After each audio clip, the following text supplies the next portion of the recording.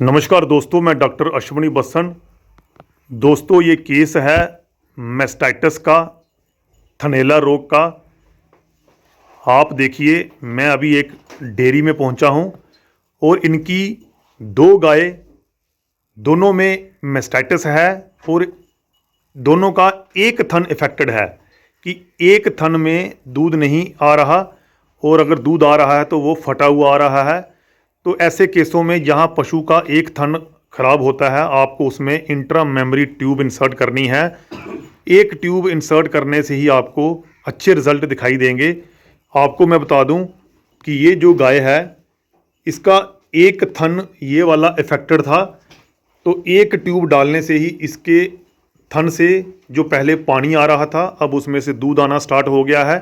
और अब ये एक गाय है तो इसमें भी हम इंट्रा मेमरी ट्यूब डालेंगे। आपको मैं बता दूं, मेरे हाथ में 3 इंट्रा मेमरी ट्यूब हैं। मेमिसेफ, इसमें सिफापेराजोन सोडियम साल्ट है और इसके काफ़ी अच्छे रिज़ल्ट हैं। जब आप थन के अंदर इसको इंसर्ट करते हैं तो एक ही ट्यूब से आपको अच्छे रिज़ल्ट दिखाई देते हैं। तो अभी हमने इस गाय में एक ट्यूब इंसर्ट कर दी है और जो दूसरी ट्यूब है वो हम इस गाय में इंसर्ट करेंगे। जो थर्ड ट्यूब है वो हमने स्पेयर रखी है कि अगर हमें ज़रूरत पड़ेगी तो हम थर्ड ट्यूब को इंसर्ट करेंगे, क्योंकि मेमिसेफ के एक ट्यूब डालने से ही अच्छे रिज़ल्ट दिखाई देते हैं। जैसे कि मैंने आपको बताया है कि पशु मालिक ने बताया कि पहले जो पानी आ रहा था अब उसमें से दूध आना स्टार्ट हो गया है।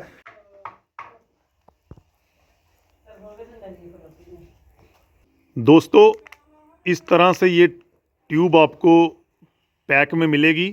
इसके आगे ये नोज़ल होगा। दोस्तों, आपको इस तरह से पैकिंग के अंदर ये ट्यूब मिलेगी। इसके साथ टीट क्लीनिंग वाइप आपको मिलेगा जो स्टेराइल होता है। उसके साथ पहले आपने थन को अच्छी तरह साफ़ कर लेना है और उसके बाद ही ट्यूब को थन के अंदर आपने इंसर्ट करना है। दोस्तों, आप देखिए, इस तरीके से नोज़ल को टीट कनाल के अंदर डाला जाता है और पीछे से अब हम प्लंजर को पुश करेंगे और जो मेडिसिन दवाई जो इस ट्यूब के अंदर है वो थन के अंदर चली जाएगी और पूरी तरह से जो थन है वो ठीक हो जाएगा। आप देखिए किस तरह से हम दवाई को अंदर इंसर्ट करते हैं।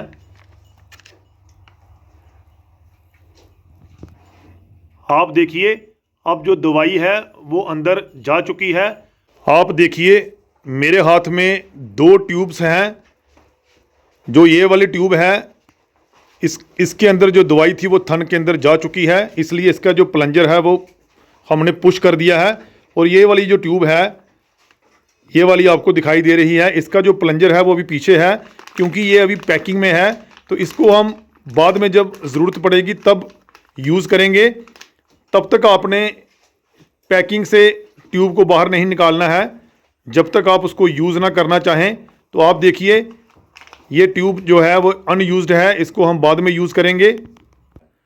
तो इस तरीके से इंट्रा मेमरी ट्यूब इन्फ्यूज़न की जाती है गाय भैंसों में जब उनके थन बंद हो जाते हैं, थन खराब हो जाते हैं, या थन से जो दूध है वो फटा हुआ, या दूध कम, या फिर दूध में अगर ब्लड आ रहा है, खून आ रहा है, तो उस तरीके से अगर किसी भी तरह की प्रॉब्लम थन में हो रही है तो आप ट्यूब डालकर उसको ठीक कर सकते हैं।